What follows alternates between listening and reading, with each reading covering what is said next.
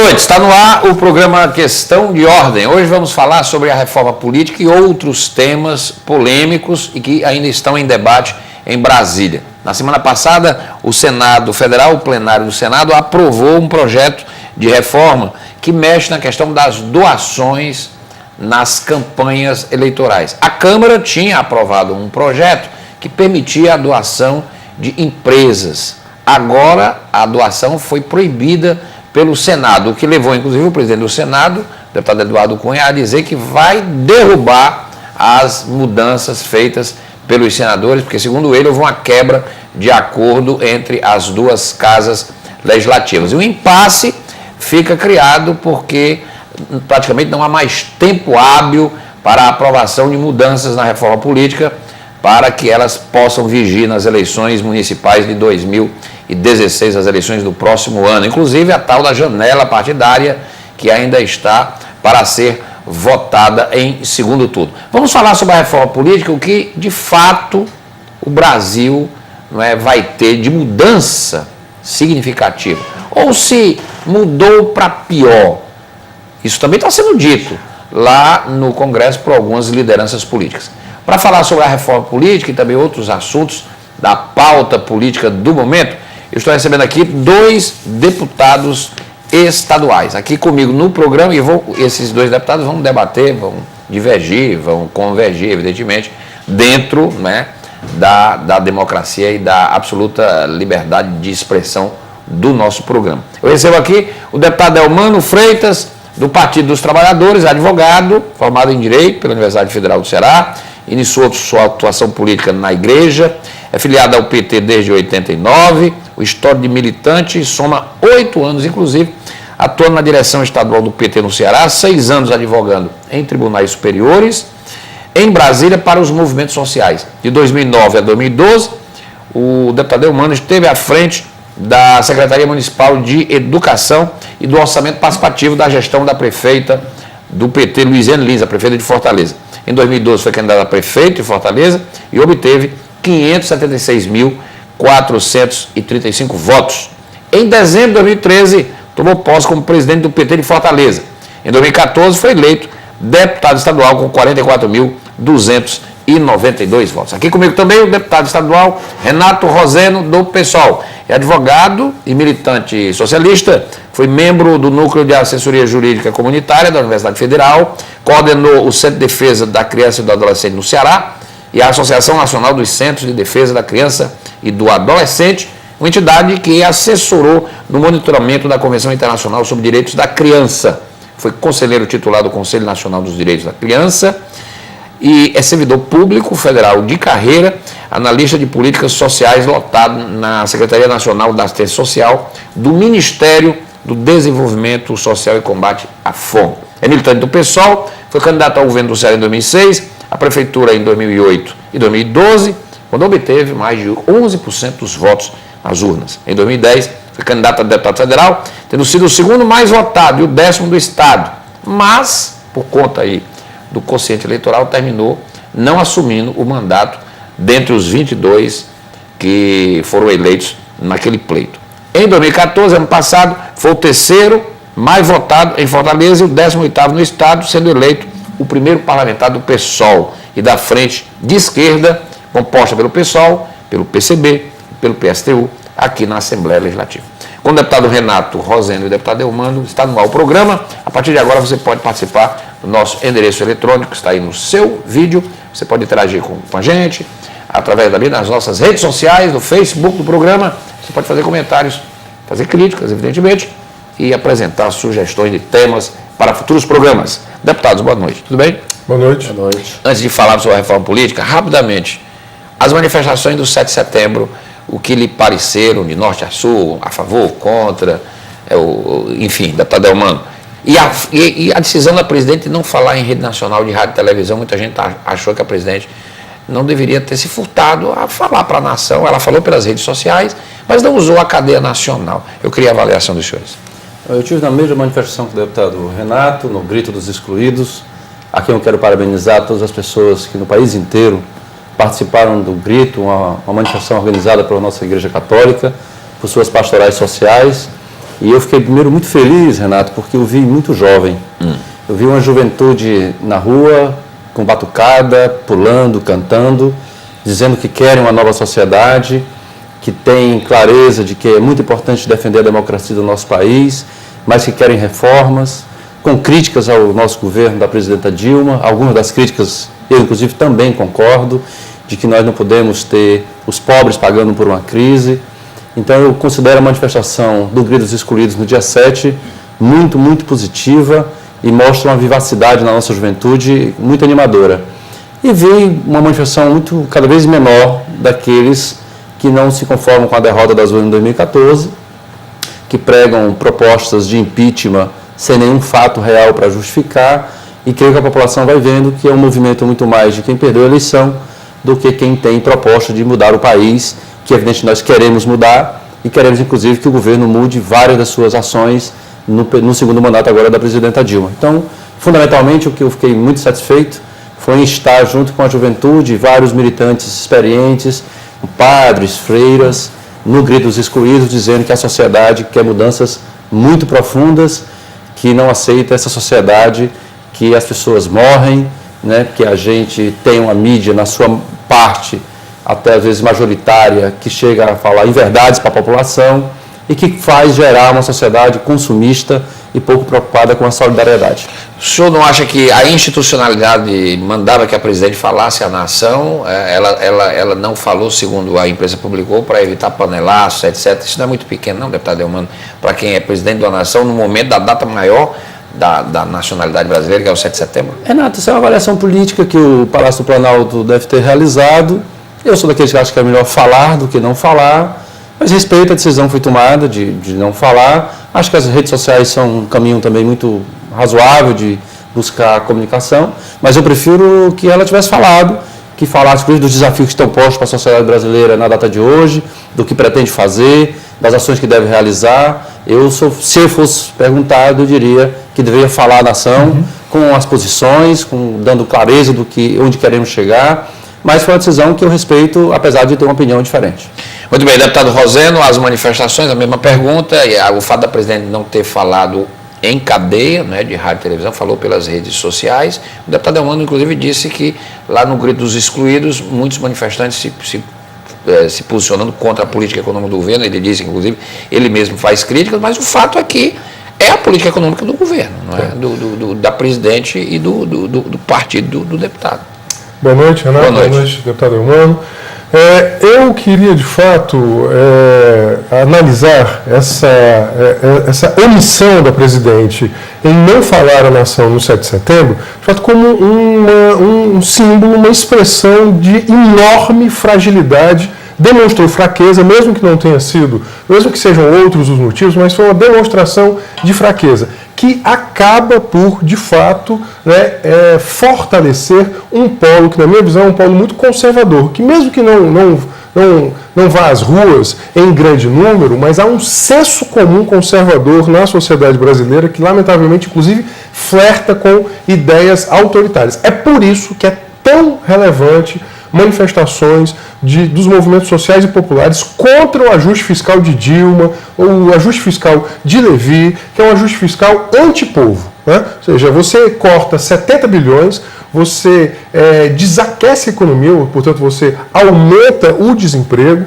mantém a taxa de juros muito elevada, né? E para mim esse é o grande problema hoje que nós enfrentamos no Brasil, é essa captura da economia brasileira pelo capital financeiro. Qualquer pessoa hoje no Brasil sabe que os bancos estão enchendo as burras de dinheiro. Só esse ano serão 47% do orçamento geral da União capturados pelo sistema financeiro, pelo endividamento público. Portanto, me parece que enquanto não for resolvida, né, de forma, de fato, muito séria, assertiva, a questão da macroeconomia, as bases da macroeconomia, nós vamos ter crescimento do desemprego, manutenção de juro alto, a vida do povo ficando mais cara. Deputado Roseno, falar parece ser fácil, mas enfrentar os bancos não é tão fácil assim. Olha o caso da Grécia, que foi eleito um governo e no entanto, o primeiro-ministro teve que rever alguns pontos da própria eleição, porque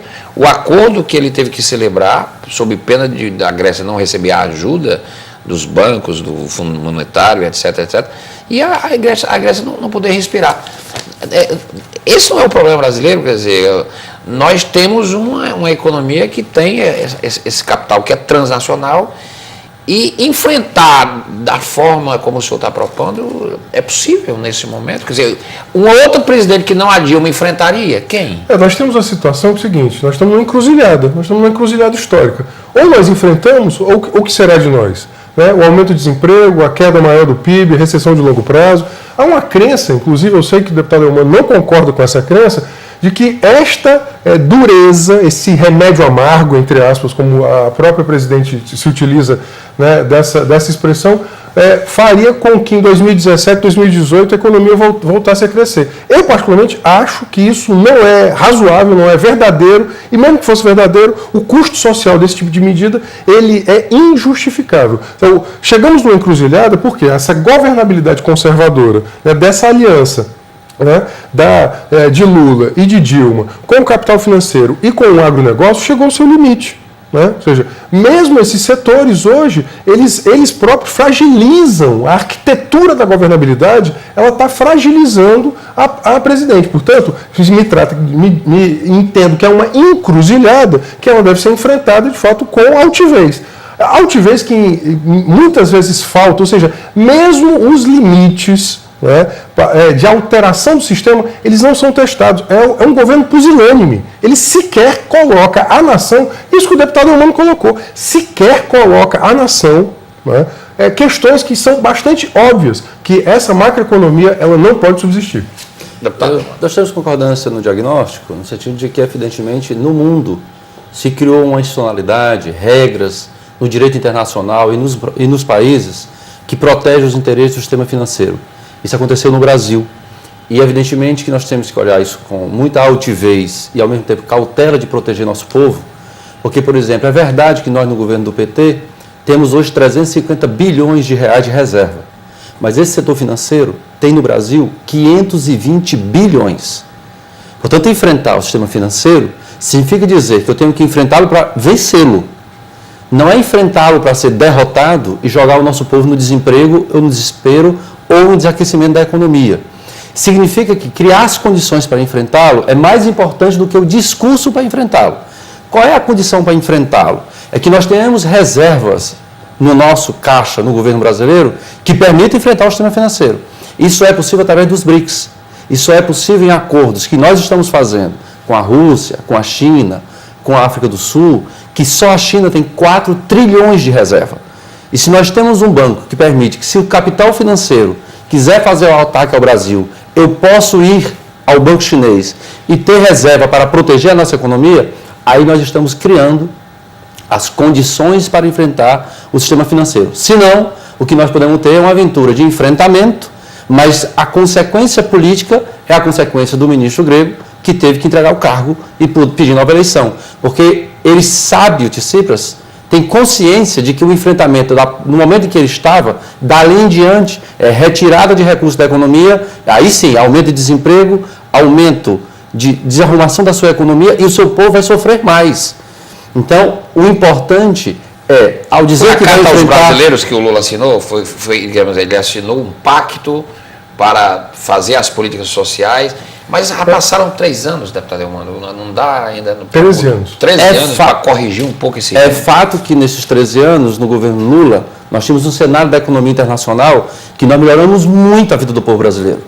É inegável que a vida do povo mais pobre no Brasil, no governo Lula, melhorou muito. Basta ver o salário mínimo, que era menos de $100, e mesmo agora, com a alta do dólar, está em $225. Portanto, mesmo nessa queda, o governo do PT é melhor do que quando nós entramos. Agora, evidentemente, nós vamos ter correção. Onde é que nós concordamos com o deputado Renato? É de que, ao fazer o ajuste, parte do ajuste afeta os setores pobres da sociedade. Nisso eu sou contra. E a orientação do meu partido, o PT, é que o governo reoriente a sua política nesse sentido. Mas tem parte que é boa. Por exemplo, quando o câmbio vai para R$4, isso significa que o setor exportador brasileiro, a indústria brasileira, tem melhores condições para exportar. E, portanto, nós estamos apoiando o setor industrial, que está em crise no Brasil, desde 85. Nós temos um déficit no setor industrial brasileiro de 130 bilhões. Nós mais importamos do que exportamos produtos industriais. E, portanto, ter um dólar mais alto, para nós é importante, para que o setor industrial brasileiro tenha emprego. Da mesma maneira que é muito adequado o que nós vamos votar daqui a pouco no Senado Federal, que é mudança na lei da microempresa para ajudar os pequenos e microempresários, que é onde eu penso que o nosso governo devia agir, para que o BNDES alterasse a sua rota de financiamento para diminuir o empréstimo aos grandes e aumentar o empréstimo aos pequenos, porque aí está 90% do emprego do povo brasileiro. Aumento de imposto é a saída, o pessoal votaria pela recriação da CPMF, o aumento do IOF, e agora o Michel Temer hoje revelou que teve uma conversa com o Delfim Neto e quer aumentar a CID, que é o imposto que incide nos combustíveis, que vai dar um caixa de 15 bilhões para o governo. Mas aumentar o combustível não vai aumentar o custo de vida também, não. Se a gente instituísse o imposto de grandes fortunas, que é um imposto que já está na Constituição desde 88 e que há sucessivos projetos da ex-deputada Luciana Genro, inclusive, né, no sentido de instituir o imposto das grandes fortunas. 10 bilhões? Não, na verdade, você poderia, a depender de como você faria essa tributação, você pode chegar a 70 bilhões. Hoje, eu vou dar um dado que, inclusive, é da Receita Federal. Se você tributasse hoje, né, a renda daqueles que vivem de dividendos, que são isentos desde 95 e se mantiveram isentos, né, nos governos Lula e Dilma, né, eles são detentores de 200 bilhões de reais em títulos, nós chegaríamos a um valor muito superior ao valor do ajuste fiscal. Então nós além de termos uma macroeconomia muito injusta, que apenas, sobretudo, os mais pobres, nós temos também uma estrutura tributária muito injusta. Quem ganha até 3 salários mínimos paga 46% do seu rendimento em impostos. Quem ganha acima de 160 salários paga muito menos imposto. Ou seja, nós temos uma estrutura tributária em que o mais pobre paga, em especial, aquilo que o mais rico vai tirar do Estado brasileiro. Agora, só um dado. Mas a CPMF, o pessoal... Não, a gente vota contra. Claro que, veja, nós temos outras alternativas, como essa a que eu já me reportei. Ou então alternativas da transição da taxa Selic. Cada 1% da taxa Selic correspondem hoje a 30 bilhões de reais, o que, obviamente, né, isso a títulos comparativos, é superior a todo o programa Bolsa Família. 1% corresponde a mais do que o Bolsa Família, na verdade. O Bolsa Família é 28 bi, o programa inteiro, 1% da taxa Selic corresponde a 30 bilhões de reais, né, do Orçamento Geral da União. Agora, voltando aqui a um tema interessante que o deputado Eumano colocou, né, que eu particularmente reputo da maior importância, que é o da nossa política industrial. Hoje nós tivemos aí, acumulando os governos Fernando Henrique, Lula e Dilma, um longo processo de desindustrialização.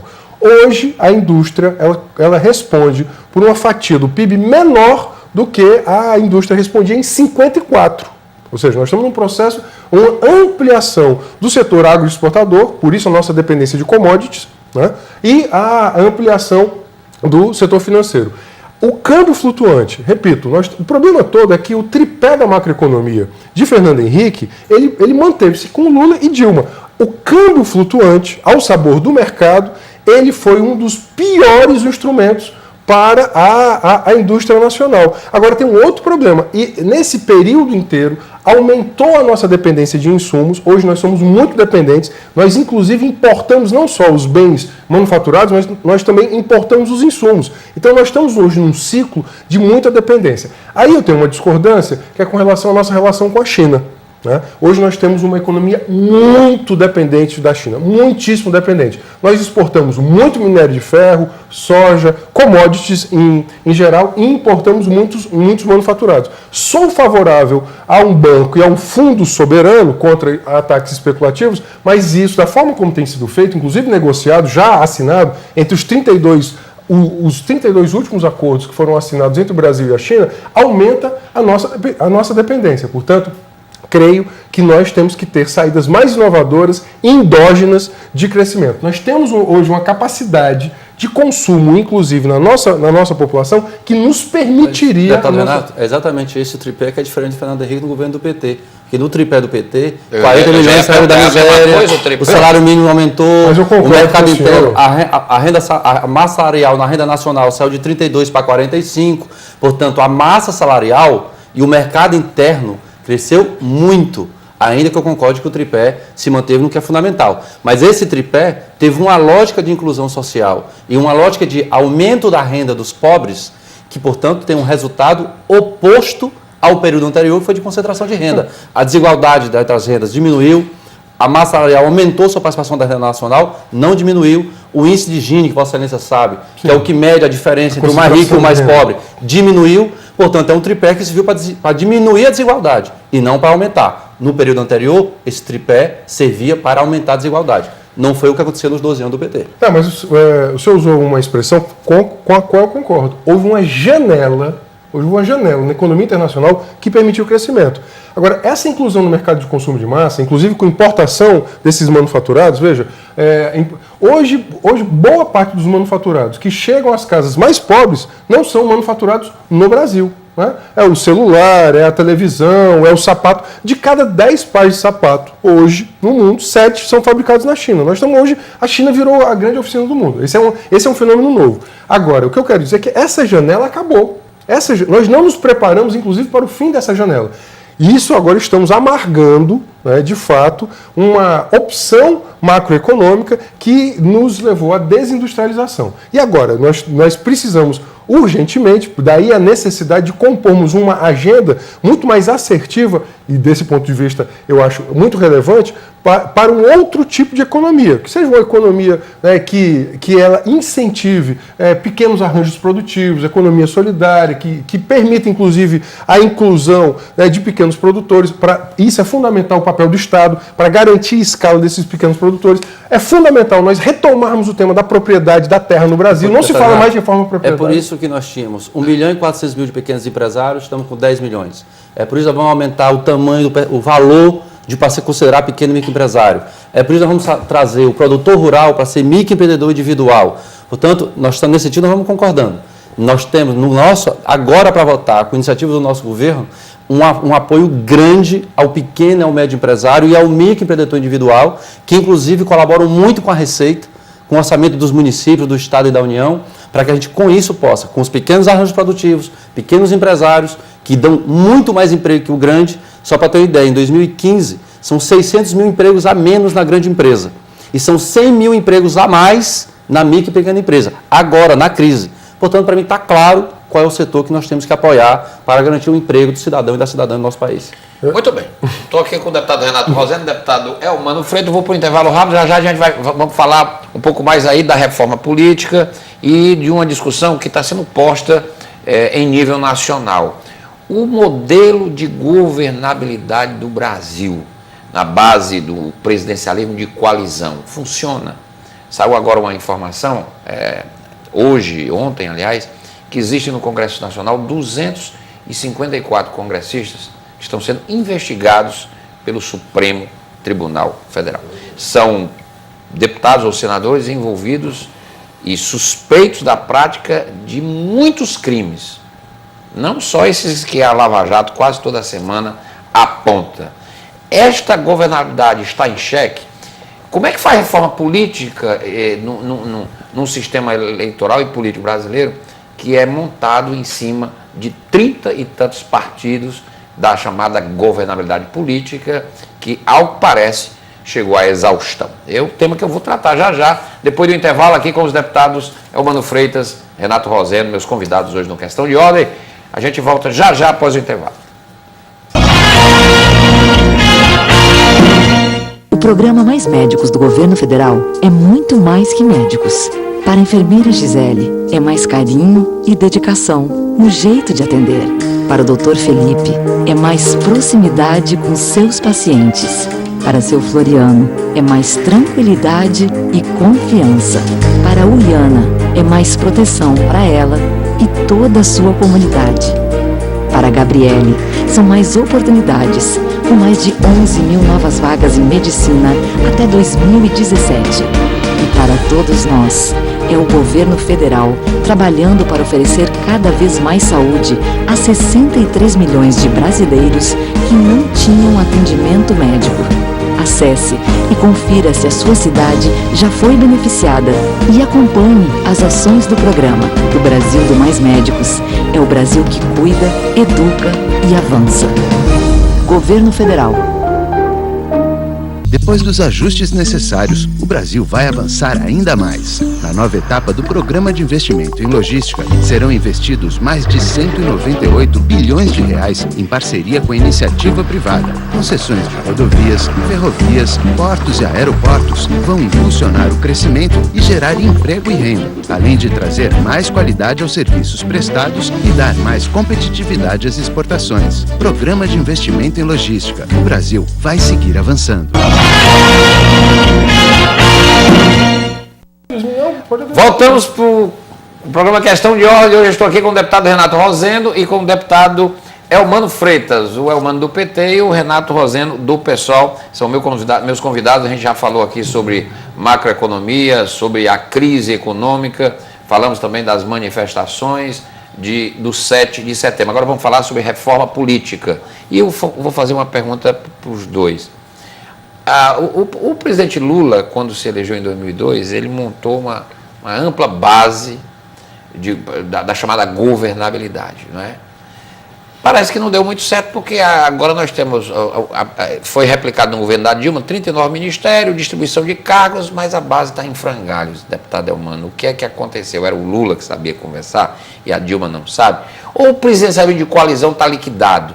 E dentro de um presidencialismo de coalizão, como é que faz com um Congresso que tem 252 congressistas investigados pelo Supremo Tribunal Federal sobre a... Quer dizer, como é que fica o fazer político? E a reforma política que está saindo aí? Melhora ou piora a situação brasileira? Renato, eu penso que nós temos aqui um processo no Brasil, na política, que nós conseguimos vitórias para o Executivo, e essa vitória no Executivo, ela não é correspondente na eleição de deputado e senador. Eu tenho um presidente do PT, que é o presidente Lula, mas os partidos de esquerda, todos juntos, não dá 20% do Congresso. Ou seja, eu tenho um presidente da República que não tem nem um terço dos parlamentares e tem que governar com esse Congresso. Não é porque o presidente escolheu fazer um governo de coalizão, é porque na regra política e do Estado brasileiro, eu elejo o presidente, então o povo vota no Lula, mas para deputado, votou às vezes no inimigo do Lula. E o inimigo do Lula é quem vai votar se aprova ou não um projeto de lei que o Lula mandou para o Congresso. E muitas vezes o cidadão que votou nesse deputado nem sabe que ele está lá tentando atrapalhar a vida do nosso presidente. Então isso gera uma situação em que o presidente tem que negociar com os seus adversários, adversários que não querem que tenha mudança e um presidente que quer fazer a mudança. O presidente Lula, como tem uma habilidade política fenomenal, uma capacidade política de liderança extraordinária, que a presidenta Dilma, evidentemente, reconhecidamente não tem. Tem uma liderança, mas não é igual a do presidente Lula, nós sabemos disso. E em uma fase que o presidente Lula, por aquilo que o deputado Renato estava falando, de uma janela, de um cenário internacional, que houve um crescimento econômico muito pujante. Então, eu tenho um presidente com muita liderança, com muita habilidade política, e a economia crescendo... Popularidade, né? Que o Lula tem, a Dilma não tem. Isso, mas ele veio ter a popularidade também pelos resultados da política. Então, na medida que ele foi melhorando a vida do povo, o povo sentindo essa melhora, esse Congresso que não quer mudança, ele ficou acuado de ficar contra o presidente Lula. Quando eu tenho um cenário de economia com maior dificuldade, que as mudanças vão num ritmo menor, e que a presidenta não tem a mesma capacidade política, e isso vem combinado com a avalanche de casos de corrupção, que são veiculados na imprensa, vários verdadeiros, e inclusive atingindo pessoas do PT. É claro que você tem um cenário político em que a governabilidade se alterou radicalmente. Então, a meu ver, nós do PT precisamos reconhecer primeiro erros que cometemos, afastar companheiros que se têm envolvimento com corrupção e recompor a nossa aliança. O mensalão, o PT não reconhece por quê, deputado Elmano? O mensalão porque o PT tem uma posição clara de que foi feito um caixa 2 de campanha, é isso que foi realizado, e os companheiros que foram condenados por ter feito caixa 2, o PT entende que está adequado. Fora isso, o PT entendeu que não era a situação. Nesse sentido foi a diferença que nós tivemos Então o PT questiona a sentença do Isso Supremo Tribunal Federal. questiona no sentido que havia ilegalidade? Havia. Ou seja, nós estamos dizendo o seguinte, o que o dirigente do PT causou foi caixa 2, que também era considerado um crime ou não? O PT entendeu que era um caixa 2, foi feito, e as pessoas deveriam responder por isso, né? Agora, isso não quer dizer que, por exemplo, a forma que o PT passou a fazer o financiamento do partido de dinheiro de empresa, evidentemente que trouxe vícios para o PT, que eu sou da opinião que nós temos que extirpar do nosso partido. E acho que nós temos que refazer a nossa aliança do ponto de vista programático.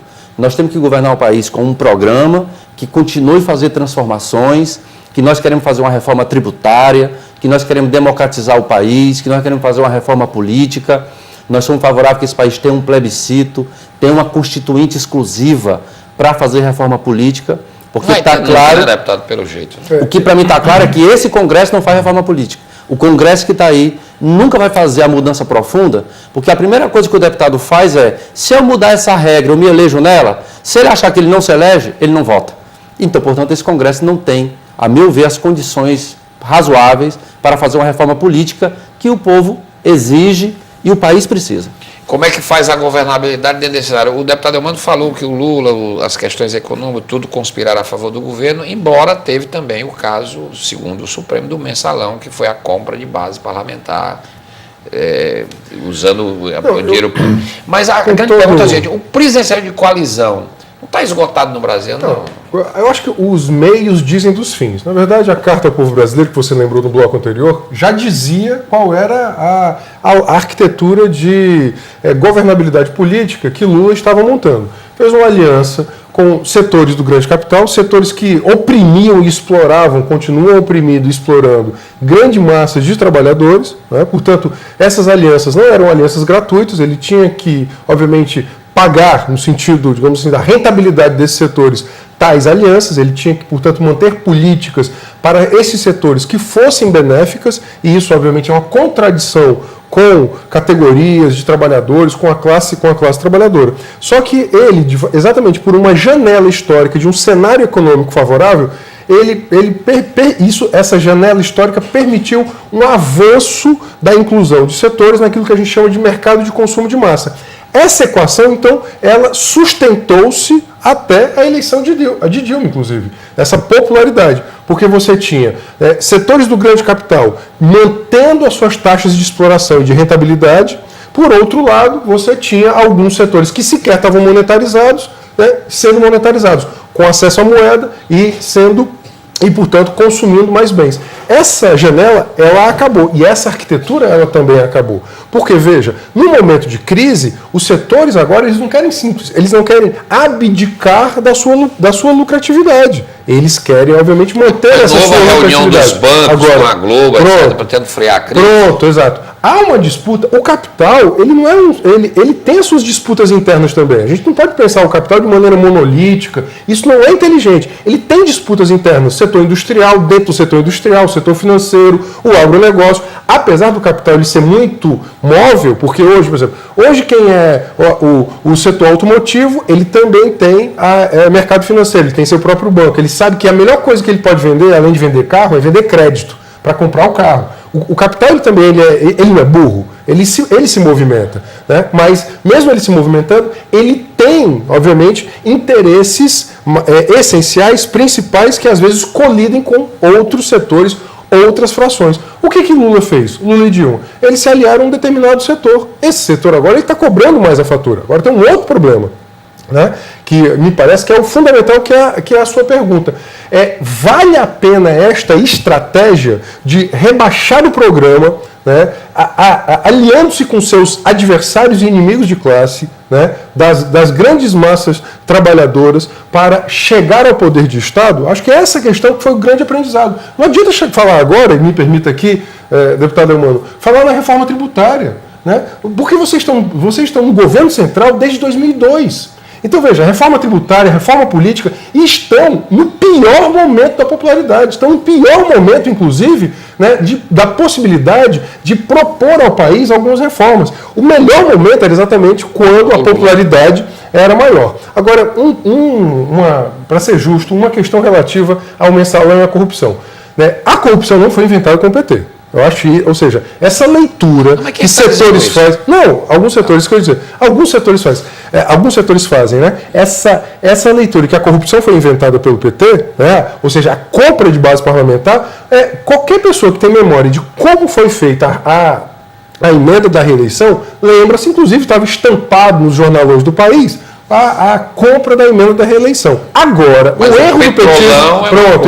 O erro do petismo, na minha avaliação, foi, nessa sua casta dirigente, foi achar que seria tratado com a mesma leniência que tradicionalmente a elite política foi tratada. Ou seja, veja, o tratamento quase generoso que os tribunais deram ao mensalão tucano não foi dado, de fato, aos outros mensalões. Então, me parece... Agora, a Dilma nomeara a maioria dos ministros do Supremo. Pronto, agora deixa eu... A Dilma ia nomear mais 5, se não fosse a lei da bengala, que foi aprovada na Câmara. A Lava Jato é de um juiz de primeira instância que pegou o processo ocasionalmente porque o doleiro estava envolvido e terminou se descobrindo que tinha dinheiro da Petrobras e ele começou a apoiar e deu no que deu. Porque, na verdade, a Lava Jato não começou em cima da Petrobras. Ela começou numa outra investigação que não tinha nada a ver com a Petrobras, só que terminou chegando lá. E aí foi caindo o castelo de areia e as delações premiadas, os delatores começam a falar e começam a entregar. Entregaram o Vacari, entregaram não sei o quê, entregaram o Disseu, entregaram o cara do PP, entregaram o do PMDB. E o castelo de areia evoluiu. Mas não dá para dizer que isso não existiu, né? Não, existe. O que eu estou dizendo é que existe para esse governo e existe para os governos anteriores. O que eu quero dizer é que tanto existe que essa é a arquitetura da política, que é, obviamente, baseada em contrato fraudulento, financiamento de campanha, né, e a cooptação de gestores e parlamentares. Por isso que para nós é tão importante enfrentar o financiamento empresarial. Então o Senado melhorou proibindo... Surpreendentemente. Ou seja, nós esperávamos, inclusive, uma derrota. Para nós foi, de fato, alentador que o Senado tivesse vedado o financiamento empresarial de campanha. Do nosso ponto de vista, esse é o ponto fulcral. Nós hoje temos aí para o nosso telespectador saber, 70% hoje dos deputados federais foram eleitos com financiamento de apenas 10 empresas. JBS, Odebrecht. O depoimento do Marcelo Odebrecht é uma vergonha. Ele parecia que estava passeando no parque. Por quê? Ele estava sendo inquirido por deputados que, dentre outras empresas, também receberam dinheiro dele. Então, veja, 10 empresas doaram recursos para 360 deputados federais. Isso, Renato, é superior ao quórum qualificado de 308 para alterar a Constituição. Isso sim é uma vergonha. Primeiro eu queria só colocar uma questão que o deputado Renato apresentou, que eu acho que a aliança que nós fizemos em 2002 com o presidente Lula, o povo sabe que valeu muito a pena. Porque o deputado Renato tem várias críticas corretas, mas ele não pode pular, porque a vida do povo melhorou muito. Tem erro, mas essa aliança da Carta ao povo brasileiro e a negociação feita com o Congresso... Mas com o Plano Real, não, deputado Elmano? Que foi uma... Mas foi antes do PT, imensurável a mudança da vida do povo brasileiro até o governo do presidente Lula e depois. É você imaginar um salário mínimo de $80 e ele passar para mais de 300. É você imaginar 40 milhões de pessoas. Não há na experiência do mundo, um país, um povo, que em 12 anos tenha tirado 40 milhões de pessoas da miséria. Isso vale a pena? Justifica eu fazer uma aliança com o setor empresarial brasileiro para eu tirar 40 pessoas da miséria? Justifica. Justifica eu fazer um acordo com o setor empresarial brasileiro para que o salário mínimo do trabalhador saia de $80 para 300 e ele possa depois ainda ter sua casa própria no Minha Casa Minha Vida? A meu ver, justifica. Essa é uma diferença que nós temos. Eu acho que o resultado que nós alcançamos justifica a aliança que foi feita. Agora, esta aliança trouxe para nós... exauriu-se essa aliança. Ela trouxe para nós vários vícios da política e que, infelizmente, companheiros do meu partido passaram a praticar práticas da política iguais aos nossos aliados, acostumados na política velha. E esse eu gostaria muito que não estivesse no PT. Agora, a reforma política que nós queremos, a meu ver, a coisa mais importante não está sendo debatida no Congresso, que é a participação do cidadão na política. É o cidadão poder decidir as questões fundamentais da sua vida. Por exemplo, lá no Congresso, há mais de 10 anos, um projeto de emenda para saber se a jornada de trabalho do trabalhador deve ser 44 horas ou 40 horas. Os deputados não decidem, o senador não decide, porque tem os 270 deputados eleitos com dinheiro de empresa. Por que não deixa o povo brasileiro decidir qual deve ser a jornada de trabalho do trabalhador brasileiro? Na Constituinte de 88 se diz que somente o Congresso é que pode convocar plebiscito para o povo decidir. Por quê? Por que a população brasileira não pode chegar com um número elevado de assinaturas e dizer nós queremos decidir sobre esse assunto? E ela poder decidir como tem experiências no mundo. Então, por isso que nós gostamos e apoiamos a ideia de que nós possamos ter um plebiscito no Brasil para ter uma constituinte, não é para mudar só a regra eleitoral, é para mudar o sistema político do país. Como é que a gente mexe no sistema político? Aí eu vou colocar uma questão prática, o telespectador está perguntando. O Brasil tem 30 e tantos partidos. Isso é impraticável. Como é que mexe nisso? Como é que diminui esses partidos? Cláusula de barreira? Qual é a fórmula? Cláusula barreira, desempenho eleitoral? Porque tem partido aí que não representa ninguém, ele só representa um cartório. Não, primeiro, assim, eu sou favorável à liberdade de organização dos partidos. O que resolve para não ter esses partidos que, na verdade, são paroquiais, nem sede tem, né, é exatamente a fórmula de composição das casas parlamentares. A fórmula atual facilita, que é essa fórmula da lista aberta, facilita a criação da figura do dono de partido, que na verdade é um dono de cartório. Né? Fazendo o balanço histórico... Mas a cláusula de barreira não seria um bom caminho, não? Não, mas eu sou contra a cláusula de barreira, inclusive eu acho que é inconstitucional, porque ela veda a autonomia de organização política.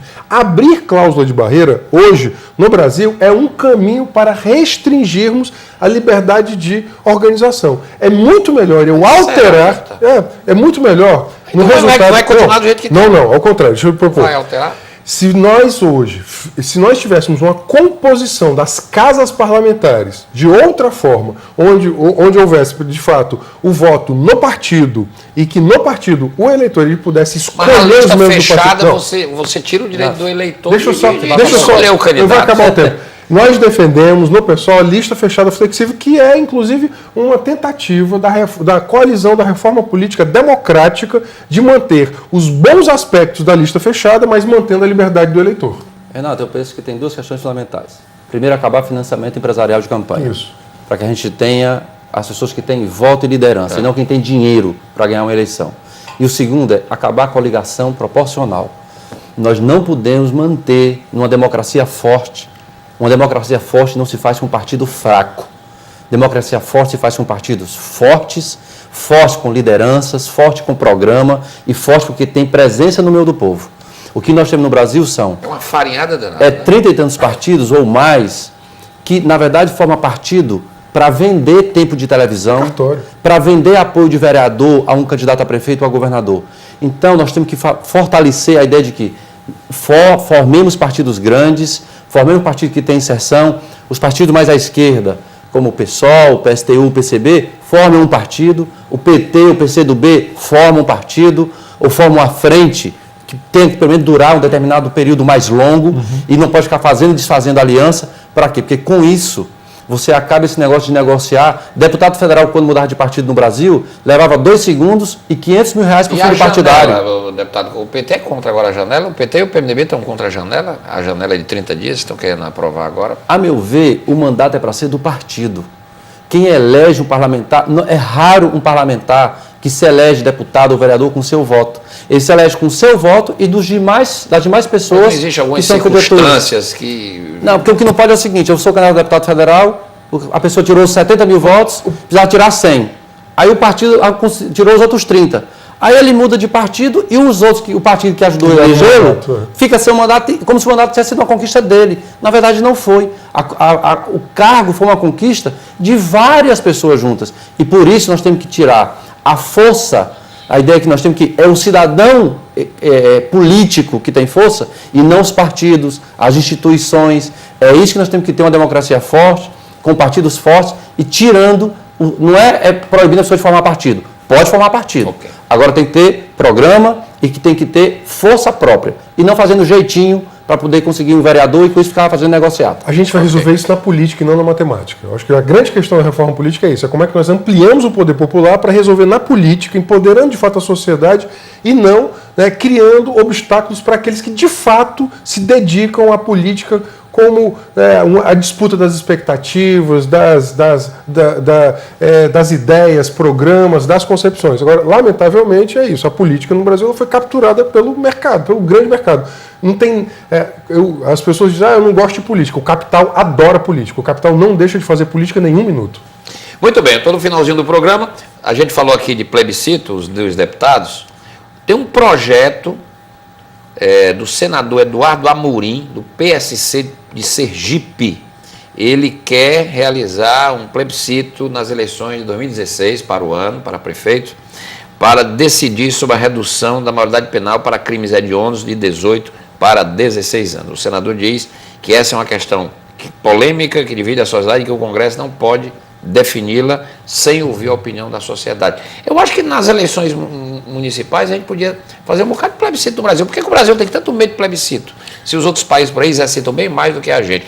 E é um instrumento previsto na Constituição Federal. Eu acho que os municípios, inclusive, podiam fazer plebiscito sobre as suas próprias áreas, questões territoriais. Quanto mais próximo tiver a decisão, nós queremos isso, nós queremos no futuro, democracia direta. Não está na hora de um plebiscito, não, deputado? Não, porque aí é cláusula pétrea, ou seja, você não pode colocar sobre mas há controvérsia, plebiscito. se é cláusula pétrea. Assim, veja, os melhores constitucionalistas do país entendem o artigo 228 da Constituição, inclusive lendo, né? Eu não mas vou fazer um discurso jurídico. O senhor é contra a redução? Não, ao contrário, porque veja, os direitos e garantias inscritos como cláusulas pétreas, né, para o nosso telespectador entender, são aquelas que são estruturantes do Estado brasileiro, do nosso direito constitucional, eles não podem ir a plebiscito. Por exemplo, a pena de morte. Como, por exemplo, a pena de morte. Né? Não pode ir a plebiscito. Por quê? Porque existe pena de morte no Brasil, em caso de guerra. Veja só. Em caso de traição à pátria. Porque são garantias, inclusive, do indivíduo, que mesmo a maioria não pode retirar do indivíduo aquilo. É o que a gente chama de mínimo exigível. Mesmo a maioria, ela não pode retirar aquilo do indivíduo. Aí entra a pena de morte, a idade penal, né? E a forma... Mas eu acho que deveria ter um plebiscito no Brasil. Vamos consultar a população sobre o aumento de pena. Um bocado de coisa que a gente podia consultar. Eu sou muito favorável ao plebiscito, acho que tem que ter muito mais, e acho que a elite brasileira tem medo do povo participar da política. Por isso não deixa ter plebiscito. Quanto ao tema, eu só acho que não é o tema mais importante. Eu queria muito ter um plebiscito sobre jornada de trabalho do trabalhador brasileiro.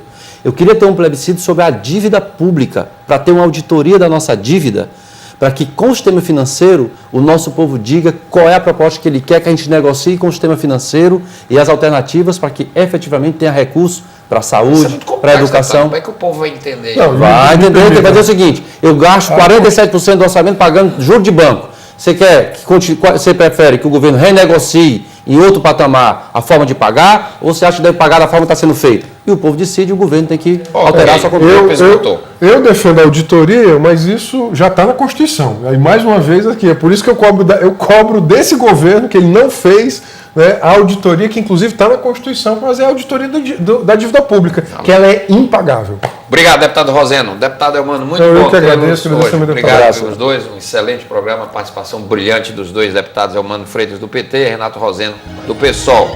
O Questão de Ordem fica por aqui. A gente volta amanhã. Até lá.